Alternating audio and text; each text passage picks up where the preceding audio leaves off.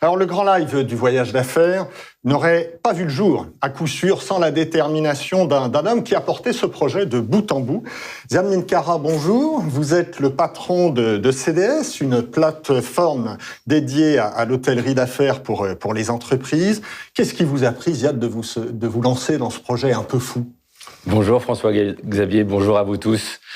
2020 a été une année remarquable en tous sens. Les acteurs du voyage d'affaires ont énormément souffert de la crise, mais ont énormément également agi. Il m'a semblé naturel de réunir tout le monde autour d'une table ronde pour partager toutes les actions qui ont été menées autour de cette table ronde. Et un chiffre aujourd'hui, si on doit dire un chiffre, 1200. Près de 1200 inscrits. Je tenais à vous remercier de vous connecter, d'être là aujourd'hui. Et également remercier Frédéric Laurin, le directeur de l'IFTM, le salon du voyage et du voyage d'affaires, qui nous a accompagnés dans cette démarche. Merci pour votre confiance et sa confiance. Alors Frédéric Laurin, justement, bonjour. Vous êtes le patron du salon IFTM, qui est à l'origine un salon dédié au tourisme, mais qui est devenu aussi incontournable sur le voyage d'affaires. Et vous avez souhaité très clairement vous associer dès le début à ce projet du Grand Live du voyage d'affaires. Absolument. Pour une raison simple, c'est que nous essayons dans cette période si compliquée d'être dans la posture du rebond, plutôt que de l'immobilisme. Et donc, je suis très très heureux d'être là parmi vous aujourd'hui. Bonjour à tous. Et j'en profite pour remercier CDS Group et Ziad Minkara, son directeur général, qui a en effet initié cet événement dont nous sommes coproducteurs.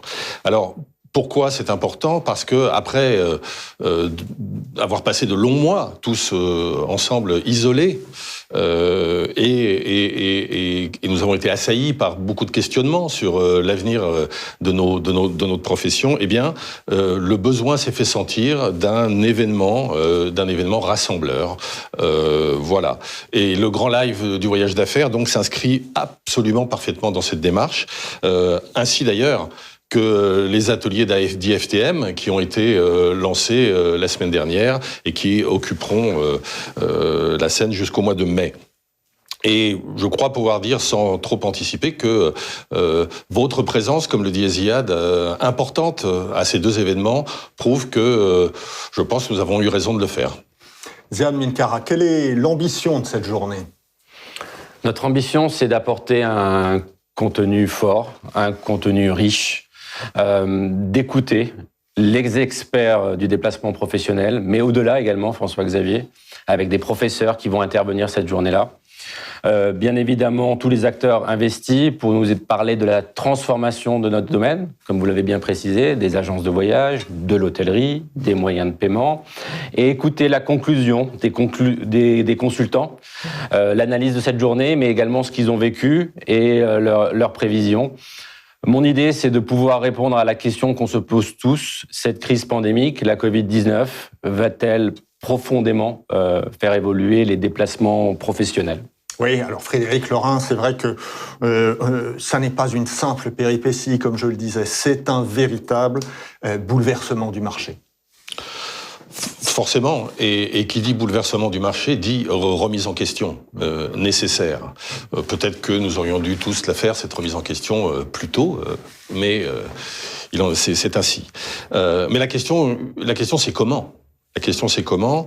Ce qui est certain, c'est que nous allons tous devoir revoir nos logiciels sur la manière de faire, nos logiciels de penser, et c'est d'ailleurs pourquoi nous avons souhaité lancer avec Ziad une large réflexion avec ce grand live du voyage d'affaires qui va être en réalité la combinaison entre les idées, les hommes et les opérateurs autour d'un sujet comme le voyage d'affaires.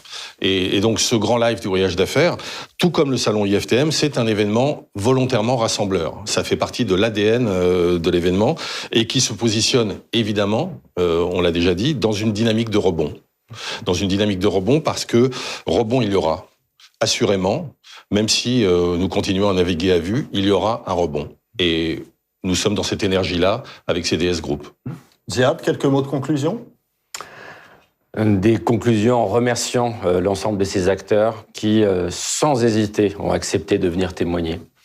les mêmes acteurs sur une même table ronde, c'est vraiment inédit. Et je souhaite qu'ils aient la parole libre.